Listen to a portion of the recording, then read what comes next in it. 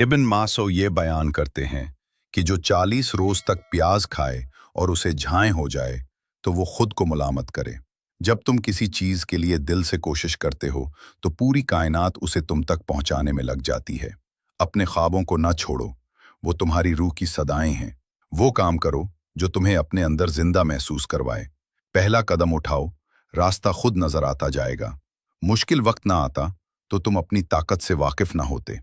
परेशानियों से न घबराओ, वो तुम्हें वही ले जाती हैं जहां तुम्हें जाना होता है। सब्र करो, रास्ता खुद बनेगा। जो तुम ढूंढ रहे हो वो तुम्हें ढूंढ रहा है। जो चीज तुम्हारे दिल में ख्वाहिश है वो तुम्हें मिल रही है, बन गई है, वो खुद तुम्हारी तरफ आ रही है। जख्म वो जगह है जहां से रोशनी दाखिल होती है। तकलीफें इंसान को शऊर और रोशनी अता करती हैं। अल्फाज दिलों से निकलते हैं तो असर रखते हैं, जबान से निकलें तो सिर्फ आवाज बनते हैं। कल हो चुका, आज नया दिन है, नई बात करो। माजी को छोड़कर हाल को जियो।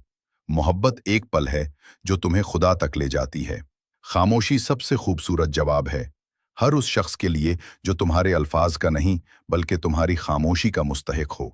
इस तरह और वीडियोस को देखने के लिए मेरे चैनल को सब्सक्राइब करें।